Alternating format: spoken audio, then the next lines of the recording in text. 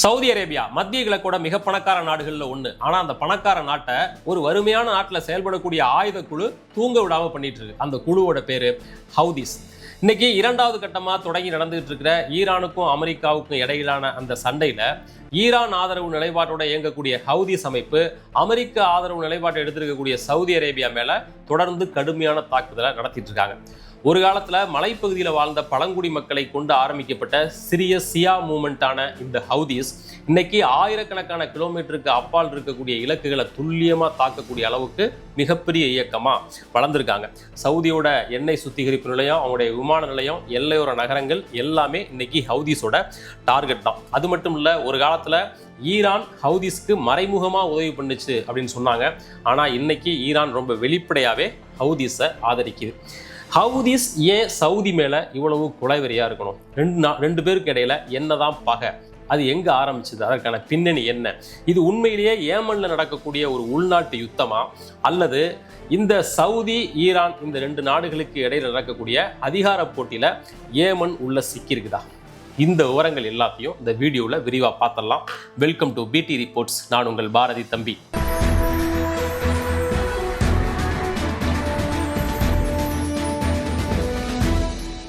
முதல்ல இந்த ஏமன் அப்படின்ற நாட்டை பற்றி புரிஞ்சுக்குவோம். அரேபிய தீபகற்பத்தோட தெற்கு முனையில் அமைஞ்சிருக்குது இந்த நாடு. இந்த நாட்டுக்கும் வடக்க சவுதி அரேபியா இருக்கு, கிழக்க ஓமன் இருக்கு. ஆனால் இந்த ரெண்டு நாட்டை விடவும் இன்னொரு முக்கியமான ஏரியா அங்கே இருக்குது. அதுக்கு பேர் பாப் எல் மண்டீப் ஸ்டேட். செங்கடலையும் ஆடன் வளைகுடாவையும் இணைக்கக்கூடிய ஒரு குறுகலான கடல் வழி இது. இன்னைக்கு ஈரான் ஸ்டேட் ஆஃப் ஹார்மூஸ் அப்படின்ற அந்த குறுகிய கடல் எல்லையை பிடிச்சு வச்சிருக்கு இல்லையா, அதுதான் உலக வர்த்தகத்தோட குரல் வலை போல இருக்கு. அதை கண்ட்ரோல் பண்ணி வச்சிருக்கிறது மூலமா ஈரான் உலக பொருளாதாரத்தையே கண்ட்ரோல் பண்ணுது. அந்த ஸ்டேட் ஆஃப் ஹார்மூஸ் போல அதே போல இன்னொரு ஏரியா தான் இந்த மாண்டீப் ஸ்டேட் அப்படின்ற இந்த இடம். இன்னைக்கு ஆசியாவுக்கும் ஐரோப்பிய நாடுகளுக்கும் இடையில நடக்கக்கூடிய அந்த கடல் வணிக போக்குவரத்தோட 75% மேல சூயஸ் கால்வாய் வழியாக தான் நடக்குது அப்படின்னு நம்மளுக்கு தெரியும். அந்த சூயஸ் கால்வாய்க்கு போறதுக்கு செங்கடல் வழியாக தான் போயாகணும். செங்கடலுக்கு போகணும் அப்படின்னாக்க இந்த மாண்டீப் ஸ்டேட் அதன் வழியாக தான் போயாகணும். வெறுமனே 26 கிலோமீட்டர் மட்டுமே அகலம் கொண்ட அந்த குறுகிய கடல் வழியை அவாய்ட் பண்ணணும், வேற வழியால் போகணும் அப்படின்னா அதுக்கு ஆப்பிரிக்காவை சுற்றிட்டு தான் போகணும். ஸோ இதை விட்டால் ஐரோப்பாவுக்கு போகிறதுக்கு சிறந்த வழி அப்படின்னு கிடையாது. இதுதான் ஒரே ஆப்ஷன். அதனால தான் இந்த மாண்டீப் ஸ்டேட் அப்படிங்கிறது உலக பொருளாதாரத்தோட இன்னொரு குரல் வலை போல இருக்குது. அந்த 26 கிலோமீட்டர் அகலம் கொண்ட குறுகிய கடல் வழி ஏமன் நாட்டோட கடல் எல்லைக்குள்ளே வருது. அதுலேயும் முக்கியமாக ஹவுதிஸோட கண்ட்ரோலில் இருக்கிற ஏரியாக்குள்ளே தான் அது வருது. ஹவுதிஸோட முக்கியத்துவம் அதிகமாக இருக்கிறதுக்கு இது இன்னொரு காரணம். சரி, இந்த ஹவுதிஸ் அப்படின்றவங்க யாரு? பலரும் நினைக்கிறத போல ஹவுதிஸ்ன்ற அமைப்பு ஒரு தீவிரவாத அமைப்பாக தொடங்கப்படலை. ஏமன் நாட்டோட வடக்கு பகுதியில் சாடா அப்படின்ற ஒரு மலைப்பகுதி இருக்குது. இந்த மலைப்பகுதியில் ஜியா பிரிவு முஸ்லீம்களில் சைதி அப்படின்ற ஒரு பிரிவு மக்கள் அங்கே பெரும்பகுதியாக வாழ்கிறாங்க. ஏமன் நாட்டோட மக்கள் தொகையில் 35% இவங்க தான். ஒரு காலத்தில் பல நூற்றாண்டுகளாக அந்த நாட்டையே ஆட்சி பண்ண இந்த மக்கள் 1962 நடந்த உள்நாட்டு போருக்கு பிறகு அவங்களோட அதிகாரம் கையை விட்டு போச்சு. அதன் பிறகு அவங்க அதிகாரத்துக்கு வரவே முடியல.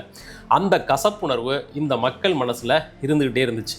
இந்த நிலைமையில் 1990கள் வாக்கில் சவுதி அரேபியாவில் ஆரம்பித்த வஹாபிச கோட்பாடு அரேபிய நாடுகள் பல நாடுகளில் கடகடன்னு பரவ ஆரம்பிச்சது. ஏமன் நாட்டையும் அது விட்டு வைக்கல. ஏற்கனவே தங்களுடைய அரசியல் உரிமைகள் பறிபோயிடுச்சு அப்படின்ற ஆற்றாமையில் இருந்த அந்த மக்கள் இப்போ தங்களுடைய தனித்துவமான மத கலாச்சாரமும் பறிபோயிடுமோ அப்படின்ற அச்சத்தில் ஆழ்ந்தாங்க. இது ஒரு கோபமா வெளிப்பட்டு அங்கங்க போராட்டங்கள் வெடிக்க ஆரம்பிச்சது. இந்த போராட்டத்தோட விளைவா 1990களில் உருவான இயக்கம் தான் ஹவுதிஸ். இந்த அமைப்பை உருவாக்குனவர் பேரு உசேன் பத்ரடின் அல் ஹவுதி. ஹவுதி அப்படின்றது அவருடைய குடும்ப பெயர். அதுவே அந்த இயக்கத்தோட பேராகவும் மாறிடுச்சு. இந்த மூமெண்ட் ஆரம்பத்தில் தங்களுடைய மத அடையாளத்தை மீட்டெடுக்கிறது, தங்களுக்குரிய அரசியல் பிரதிநிதித்துவம் வேணும் அப்படின்னு கேட்கறது, இந்த மாதிரியான கோரிக்கைகளோட தான் போராட ஆரம்பித்தாங்க. ஆனால் அப்போ ஏமன் நாட்டை ஆட்சி பண்ண ஆட்சியாளர்களை பொறுத்தவரையிலும் இவங்க எதிர்காலத்தில் மிகப்பெரிய ஆபத்தாக வருவாங்க அப்படின்னு கணிச்சாங்க. அதனால் முளையிலேயே கிள்ளி எறியணும் அப்படின்னு நினச்சாங்க. 2004 வருஷம் ஹவுதிஸோட வரலாற்றில் ரொம்ப முக்கியமான ஆண்டு. அப்போது ஏமனை ஆட்சி பண்ணிட்டு இருந்த அலி அப்துல்லா சலே அவருடைய படைகள் ஹவுதீஸை நோக்கி இராணுவத்தை ஏவி விட்டு மிகப்பெரிய அடக்குமுறைகளை பண்ணாங்க. அந்த முதல் தாக்குதல்லையே இந்த ஹவுதீஸ் அமைப்பை ஆரம்பித்தவரான உசேன் பத்ரடின் அல் ஹவுதி கொல்லப்பட்டார். முதல் தாக்குதல்லையே தலைவர் கொல்லப்பட்டார். இனிமே இந்த அமைப்போட எதிர்காலம் அவ்வளோதான், ஒட்டுமொத்தமாக முடிஞ்சாங்க அப்படின்னு தான் அந்த அரசு நினச்சிது. ஆனால் ஹவுதீஸ் அமைப்பு அதுக்கு பிறகுதான் முன்ன இருந்ததை விடவும் ரொம்ப ரொம்ப ஸ்ட்ராங்காக மாறினாங்க. 2004 2010 வரைக்கும் மொத்தம் 6 பெரிய யுத்தங்கள் அங்கே நடந்துச்சு. ஒவ்வொரு யுத்தத்தோட முடிவுலையும் ஹவுதீஸோட பலமும் அவங்களுக்கான ஆதரவும் பல்கி பெருகுனுச்சு. ஏன்னா அவங்களுக்கு வடக்கு ஏமனில் பெரும்பான்மையாக இருந்த அந்த ஜியா பிரிவு சைதி மக்கள் இருக்காங்க இல்லையா, அவங்களுடைய முழு சப்போர்ட் அவங்களுக்கு இருந்துச்சு. அதனால் மக்களுடைய ஏகோபித்த ஆதரவோட அவங்க வளர ஆரம்பித்தாங்க. இந்த நிலைமையில தான் 2011 வருஷம் ஒட்டுமொத்த அரேபிய நாடுகளையும் ஒரு பரபரப்பில் ஆழ்த்துனுச்சு அரேபிய வசந்தம் அப்படின்ற ஒரு போராட்டம். ஒவ்வொரு நாட்டில் ஆரம்பித்து அடுத்தடுத்த நாட்டுக்கு அது போயிட்டே இருந்துச்சு. பல அரேபிய நாடுகளில் ஆட்சி மாற்றத்தை ஏற்படுத்தவும் அந்த அரேபிய வசந்தம் காரணமாக இருந்துச்சு. அந்த அரேபிய வசந்தத்தோட ஒரு விளைவாக ஏமன்லையும் போராட்டங்கள் வெடிக்க ஆரம்பிச்சுது. 30 வருஷத்துக்கு மேலே ஏமனை ஆட்சி பண்ணிட்டு இருந்த அந்த அதிபர் அலி அப்துல்லா சலேவுக்கு எதிராக மிகப்பெரிய மக்கள் போராட்டங்கள் வெடிக்குது. ஒரு கட்டத்தில் அதிபர் பதவி விலக வேண்டிய நிலைமை. புதிய அதிபராக மன்சூர் ஹாடி அப்படின்றவர் வர்றாரு. ஆனால் அவர் பிரச்சனைகள் எதுவும் தீரலை. பழைய மாதிரியே ஊழல் லஞ்சம் எல்லாம் தலைவிரிச்சாடுது. இந்த ஆட்சிக்கு எதிரான வெறுப்பும் கோபமும் இதற்கு எதிராகவும் மக்கள் போராட ஆரம்பிக்கிறாங்க. இப்போ ஹவுதீஸ் அமைப்பு உள்ளே போய் ஏற்கனவே அவங்க மக்கள் மத்தியில் இருந்துக்கிட்டு தான் இருந்தாங்க. இப்போ ஏற்கனவே ஒரு அதிபரை பார்த்துட்டாங்க. அந்த ஆட்சி மோசம்னு புதுசாக ஒருத்தர் வந்தால் இவரும் மோசம். மக்களுடைய இந்த கோபத்துக்கு வடிகால் போல ஹவுதீஸ் அமைப்பு மக்கள்கிட்ட பிரபலமாக ஆரம்பிக்குது. 2014 வருஷம் ஏமன் நாட்டு தலைநகரம் சனாவை முழுமையாக கைப்பற்றுறாங்க ஹவுதீஸ் அமைப்பு. இந்த புதிய அதிபர் சவுதி நாட்டுக்கு தப்பிச்சு ஓடுறாரு. ஏமனுடைய பெரும்பான்மை மக்கள் வாழக்கூடிய வடக்கு ஏமன் மற்றும் மத்திய ஏமன் பகுதிகளை முழுமையாக ஹவுதீஸ் தங்களுடைய கண்ட்ரோலில் கொண்டு வந்துட்டாங்க. ஆனால் சவுதி அரேபியா இந்த மாற்றம் எதையும் ரசிக்கவே இல்லை. ஏன் ரசிக்கலைன்னா அவங்களுக்கு அந்த அரேபிய வசந்தமே பிடிக்கல. அரேபிய வசந்தம் அப்படிங்கிறது அடிப்படையில் மன்னராட்சியை அகற்றிவிட்டு மக்களாட்சியை கொண்டு வர்றதுக்கான போராட்டம். சில நாடுகளில் அப்படி மாற்றி அமைக்கவும் செஞ்சாங்க. சவுதி அரேபியாவில் இப்போ வரைக்கும் நடக்கிறது மன்னராட்சி. ஸோ ஆப்வியஸாக மக்களாட்சிக்கான போராட்டம் அவங்களுக்கு பிடிக்காதுன்ற அடிப்படையில் அந்த அரேபிய வசந்தன்றதே அவங்களுக்கு பிடிக்கல. ரெண்டாவது, ஏமனில் புதிய செல்வாக்கு பெற்று வந்திருக்கிற இந்த ஹவுதீஸ் அமைப்பு ஷியா பிரிவு முஸ்லீம்களை பெரும்பான்மையாக கொண்டது. அது சவுதிக்கு பிடிக்கல. ரெண்டாவது பாயிண்ட். இது ரெண்டையும் விட மூணாவது முக்கியமானது என்ன அப்படின்னாக்க, அந்த ஹவுதீஸ்க்கு அப்போவே ஈரான் நிறைய உதவிகளை பண்ணாங்க. ஈரானுக்கும் சவுதிக்கும் அப்போலேருந்தே ஆகாது. இப்போ ஈரானுடைய சப்போர்ட்டில் ஹவுதி அங்கே ஆட்சிக்கு வர்றாங்க. சும்மா இருக்கும்போதே ஈரான் அவ்வளோ சப்போர்ட் பண்ணாங்க. இப்போ ஹவுதீஸ் ரூல் பண்ணக்கூடிய இடத்துக்கு வந்துட்டாங்க அப்படின்னா சவுதி தன்னுடைய காலடியிலேயே ஈரானுடைய நட்பு நாடுன்னு உருவாகிறத அது விரும்பலை. இதை எல்லா காரணங்களாலையும் இந்த விஷயத்தை முளையிலேயே கிள்ளி எறியணும் அப்படின்னு சவுதி நினைச்சுது. இதனால 2015 வருஷம் ஐக்கிய அரபு அமீரகம் உள்ளிட்ட நாடுகளை கூட்டு சேர்த்துக்கிட்டு ஏமன் மேல ஒரு பெரிய யுத்தத்தை தொடுத்துச்சு சவுதி அரேபியா. விமானப்படை தாக்குதல், தரைப்படை தாக்குதல் அப்படின்னு மிக கடுமையான தாக்குதலை நடத்தினாங்க. சில வாரங்கள்ல அந்த யுத்தம் முடிஞ்சிடும்னு தான் நினைச்சாங்க. ஆனால் பல ஆண்டு கணக்கில் ஏமன் மீதான அந்த யுத்தம் நீடிச்சுது.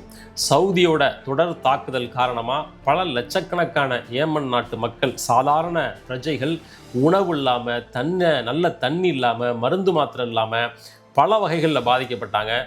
காலரா, விதவிதமான நோய்களில் மடிஞ்சு போனாங்க. நவீன காலம் சந்தித்த மிகப்பெரிய மனித பேரழிவு இது அப்படின்னு ஐக்கிய நாடுகள் சபையை அறிவிக்க வேண்டியிருந்துச்சு. அவ்வளவு மோசமான பேரழிவை அந்த நாட்டில் சவுதி ஏற்படுத்தினுச்சு.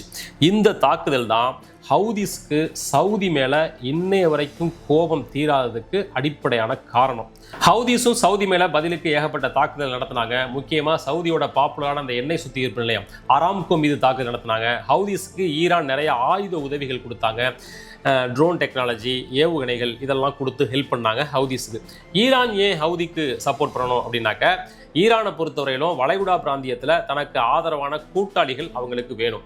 ஏற்கனவே லெபனானில் ஹிஸ்புல்லா, காசாவில் ஹமாஸ் உள்ளிட்ட சில அமைப்புகளுக்கு ஈரான் தொடர்ந்து உதவிகள் பண்ணிட்டு இருந்துச்சு. அதில் புதுசாக ஹவுதீஸையும் அவங்க சேர்த்துக்கிட்டாங்க. இது எல்லாத்தையும் ஆக்சிஸ் ஆஃப் ரெசிஸ்டன்ஸ் அப்படின்ற பேரில் ஈரான் தனக்கு வெளியில் இருக்கிற ஒரு சப்போர்ட் சிஸ்டம் போல அவங்கள பார்த்தாங்க. அதுக்கு பிறகு 2019 வருஷம் சவுதியோட அந்த எண்ணெய் சுத்திகரிப்பு நிறுவனம் ஆராம்கோ மீது ஹவுதீஸ் ஒரு அட்டாக் பண்ணாங்க. அது மிகப்பெரிய தாக்குதலாக இருந்துச்சு. வெறும் சில மணி நேரங்கள் மட்டுமே நீடித்த அந்த தாக்குதல் காரணமாக உலக எண்ணெய் வர்த்தகத்தோட 5% பாதிக்கப்பட்டுச்சு. 2023 அக்டோபரில் காசா யுத்தம் தொடங்கின பிறகு ஹவுதீஸ் பாலஸ்தீனுக்கு ஆதரவாக இஸ்ரேல் மேலையும் செங்கடலில் போன பல சரக்கு போக்குவரத்து கப்பல்கள் மேலையும் தாக்குதல் நடத்தினாங்க. இதற்கான பதில் தாக்குதலாக அமெரிக்கா, பிரிட்டன் உள்ளிட்ட படைகள் ஹவுதீஸோட இராணுவ நிலைகள் மீது பயங்கரமான பதில் தாக்குதலை தொடர்ந்து நடத்தினாங்க. அதில் ஹவுதீஸ் கடுமையாக பாதிக்கப்படவும் செஞ்சாங்க, பதில் தாக்குதல் நடத்தினாங்க. அப்போ ஹவுதீஸ் நடத்தின இந்த அமெரிக்க படைகள் மீது நடத்தின ஒரு தாக்குதலில் செருப்பு கூட போடாமல் ஒரு ஹவுதீஸோட இராணுவ வீரர் ஒரு துப்பாக்கி இயக்கிற அந்த விசுவல், ஒரு ஃபோட்டோ இணையத்தில் ரொம்ப பாப்புலர். அந்த அளவுக்கு ஹவுதீஸ் ஆக்ரோஷமாக போரிடக்கூடியவங்க. இப்போ அப்படியே நடப்பு நிலவரத்துக்கு வருவோம். 2026 பிப்ரவரி 28 அமெரிக்க இஸ்ரேலிய கூட்டுப்படைகள் ஈரான் மேலே தாக்குதலை தொடங்கினாங்க. அதுலேருந்து அடுத்த 3 மாதம் அந்த சண்டை நடந்துச்சு. இடையில ஒரு சின்ன பாஸ் இருந்துச்சு. இப்போ இஸ்ரேல் விலகிட்டாங்க. அமெரிக்காவும் ஈரானும் இப்போ இந்த சண்டையில் ஈடுபட்டு இருக்கிறாங்க. இதில் இந்த ஹவுதீஸை பொறுத்தவரையிலும் அந்த முதல் கட்ட போர்லையும் சரி, இந்த 4-5 மாதத்துலையும் சரி, அவங்க நேரடியாக ஈரானுக்கு சார்பாக பெரிய அளவுக்கு போர் வைக்கல. அந்த மால்டீவ் ஸ்டேட் அப்படின்னு சொல்லக்கூடிய அந்த குறுகிய கடல் இல்லையே நாங்கள் மூடிடுவோம். அந்த பக்கம் எப்படி ஈரான் ஸ்டேட் ஆஃப் ஹார்முஸ் தன்னோட கண்ட்ரோலில் வச்சுருக்கோம், அதே போல் இந்த பக்கம் மால்டீவ் ஸ்டேட்டை ஈரானுக்கு ஆதரவான ஸ்டாண்ட் எடுத்து நாங்கள் கட்டுப்படுத்துவோம் அப்படின்னு அவங்க அறிவிச்சுட்டு தான் இருந்தாங்களே ஒழிய அதை செய்யலை. ஆனால் இப்போ மறுபடியும் இந்த ஈரான் சண்டை தொடங்கியிருக்கு இல்லையா, ஈரான் வெர்சஸ் அமெரிக்கா சண்டை தொடங்கியிருக்கு இல்லையா, இதில் ஈரானுடைய விமானம் ஹவுதீஸோட கட்டுப்பாட்டில் இருக்கக்கூடிய சனா விமான நிலையத்தின் மீது ஒரு விமானம் போய் இறங்க போக அது கூடாது அப்படின்னு சவுதி அரேபியா அந்த சனா விமான நிலையத்தில் போய் அந்த விமானம் லேண்டாக முடியாத அளவுக்கு அந்த விமான ஓடுதளத்தில் கொண்டு போட்டாங்க சவுதி. அதில் கடுப்பான ஹவுதீஸ் சவுதி அரேபியாவோட அபா விமான நிலையத்தின் மீது அவங்க கொண்டு போட்டாங்க. அப்புறம் சின்ன சின்ன பதில் தாக்குதல்கள் தொடங்கி இப்போ வரைக்கும் அந்த தாக்குதல்கள் போயிட்டு இருக்கு. சரி, சவுதியோட நிலைமை என்ன அப்படின்னா, ஒரு பக்கம் ஈரான் காட்டுன்னு காட்டுது, இன்னொரு பக்கம் ஹவுதீஸ் மரண பயத்தை காட்டுறாங்க.